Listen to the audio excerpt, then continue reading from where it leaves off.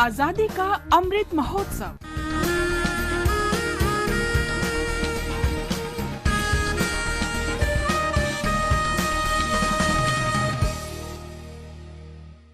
आजादी का सफर आकाशवाणी के संग, एक राष्ट्र का जन्म। भारत का शानदार स्वाधीनता संघर्ष आधुनिक विश्व के महानतम संघर्षों में से एक है। आकाशवाणी आपके लिए रोजाना ला रही है इस शानदार संघर्ष की झलक।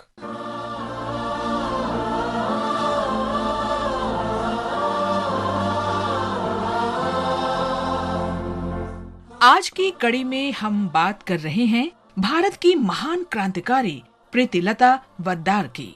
स्वतंत्रता की बलिवेदी पर 24 सितंबर 1932 को उन्होंने अपने प्राण न्यौछावर कर दिए थे। तब उनकी उम्र महज 21 वर्ष की थी।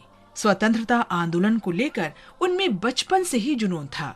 स्कूली दिनों से ही वो रानी लक्ष्मीबाई के अदम्य साहस से प्रभावित थीं।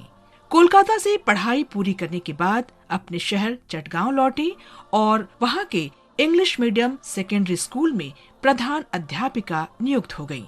यहीं प्रीतिलता का संपर्क प्रसिद्ध स्वाधीनता सेनानी मास्टर दा सूर्यसेन से हुआ और वे क्रांतिकारी आंदोलन में शामिल हो गयी। मुक्तिर मंदिर सोपानो तले कत प्राण हलो बलिदान, लेखा आछे अश्रु जले कत विप्लबी बंधुर रक्ते रांगा, बंदी सादार ओई शिकल भांगा। प्रीतिलता मानती थी कि अंग्रेजों के साथ सशस्त्र संघर्ष में महिलाओं को भी भूमिका निभानी चाहिए।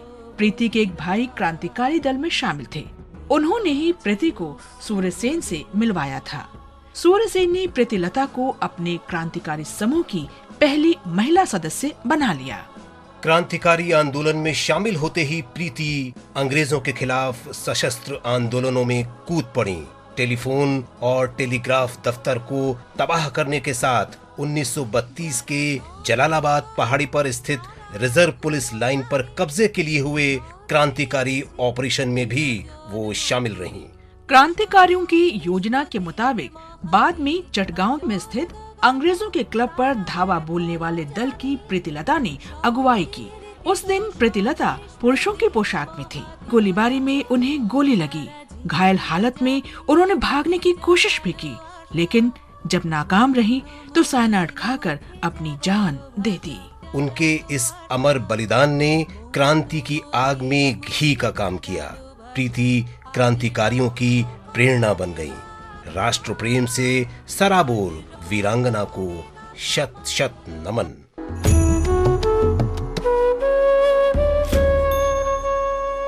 आज स्वाधीनता सेनानी भीकाजी रुस्तम कामा की जयंती भी है।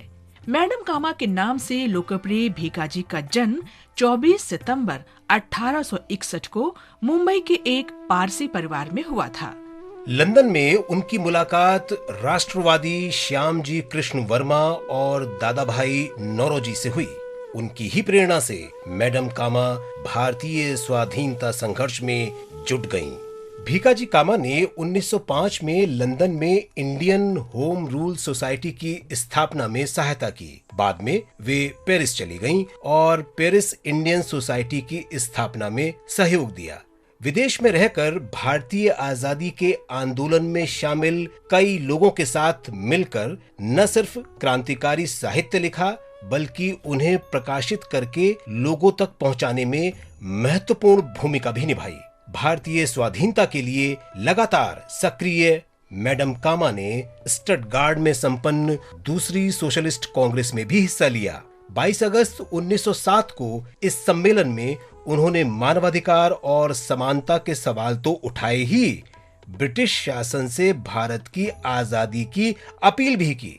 कामा ने वहाँ एक झंडा भी फहराया, जिसे उन्होंने भारतीय स्वाधीनता का ध्वज कहा।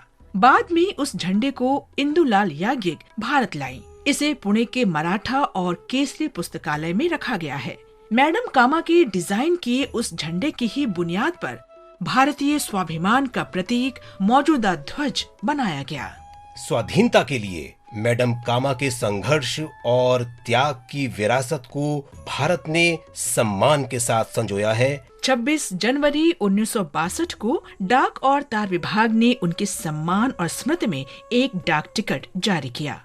मैडम कामा का जीवन धैर्य, प्रतिबद्धता और राष्ट्र प्रेम की मिसाल रहा। महान स्वाधीनता सेनानी को शत शत नमन।